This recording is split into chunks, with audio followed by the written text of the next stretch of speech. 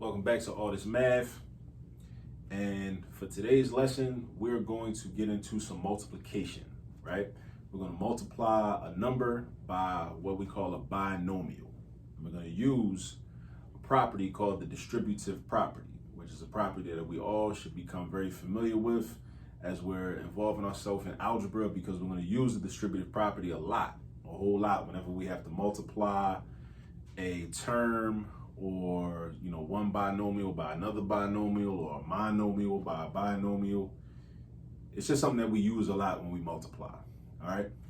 And also I want to shout out this brother, this ancestor that's on my chest. This is William Edward Burghardt Du Bois, better known as W.E.B. Du Bois. And this is a pic when he was like younger. A lot of the pictures that you see of Du Bois is when he was much more of an old head.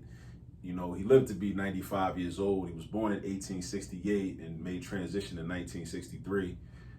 So he lived a long life, almost a whole century. And he's seen a lot of things, documented a lot of things, analyzed a lot of things. He was right about a lot of things. He was wrong about some things, and he lived to correct some of those mistakes that he made, that he recognized on his own. Wrote a lot of books, a ton of books. And actually this pic is like when he was young, from probably back when he wrote around the time he was writing Souls of Black Folk, or when he was out in Philly, down in South Philly, doing his research and putting together the Philadelphia Negro, before he ended up going down Atlanta to go teach at the Atlanta University. This is, of course, way back in the day, before Atlanta University merged with Clark Atlanta to form Clark Atlanta University. You know what I'm saying? But at any rate, if Du Bois is somebody that you never heard of, definitely go do your research on this brother. If he's somebody that you have heard of, but you haven't really done your research, or he's somebody that you just heard of and you just heard a lot of negative things about him from some people, go do your own research is what I suggest. I suggest you read what he wrote and then do your own analysis of the brother. You know what I mean? Okay, so with that being said, let's get into the math. So behind us, I have an example.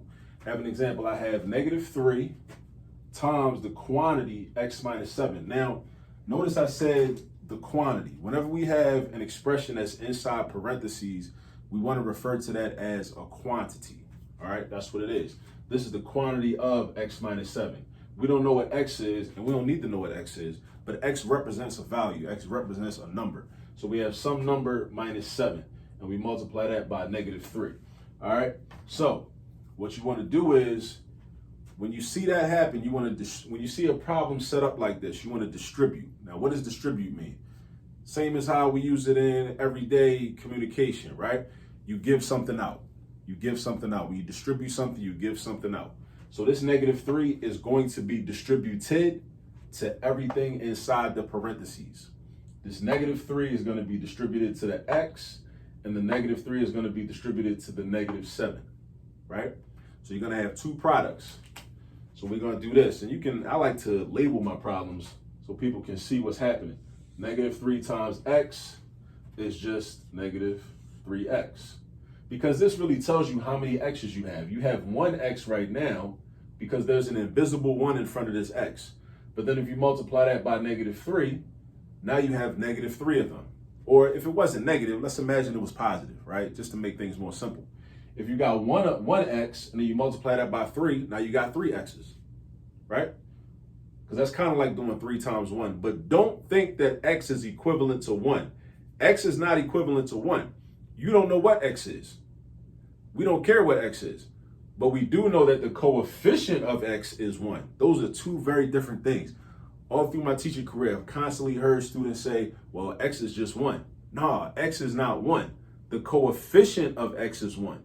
The number of x's you have is 1 if there's no number written in front of x or any variable. That tells you how many of the x's you got.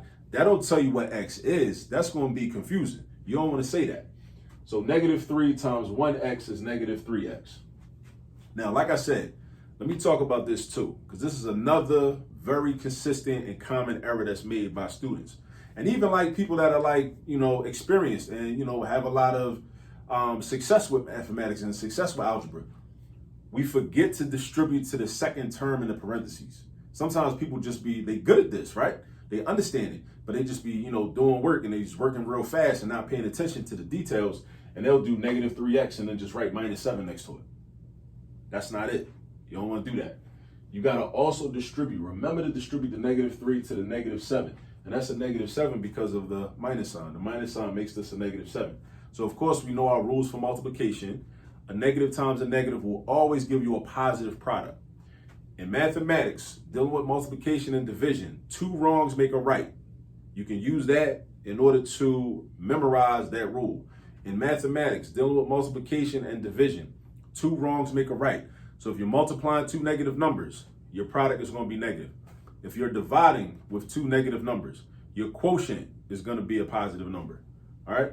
So, positive number. Negative 3 times negative 7 is going to be positive 21. And you got to know your multiplication facts. You don't want to be a person that's out here counting on your fingers 3s and this 3 plus 3 plus. You don't want to be doing that. And you don't want to have to take out a calculator to do 3 times 7. That's not ideal. You don't want to do that, right? If you have to, okay, fine. But you want to put yourself in a position where you know your multiplication facts. You need to know your multiplication facts, because right off the top of the dome, when you see 3 times 7, you should just automatically know 21. You should just automatically. But you got to practice and memorize those facts so that you put yourself in that position. All right? So negative 3 times negative 7 is going to be positive 21. So that's plus 21. All right? And now this problem is done. Finito. All right? We are completely done. Negative 3x plus 21. This is the result we get when we multiply a number by what we call a binomial. This is called a binomial because it has 2 terms. The prefix bi, just like in a bicycle has 2 wheels. A binomial has 2 terms in it. We got an x and we got a negative 7. Those are the 2 terms in it. That's what makes it a binomial. Just like a trinomial has 3 terms and a tricycle has 3 wheels. So the same thing. So if we understand certain aspects of the English language, then that should help make math more easy for us, because we should understand the vocabulary that we're dealing with. You know what I'm saying? All right. So that's going to end this video. And until next time, go get some practice. Go get some practice. Peace.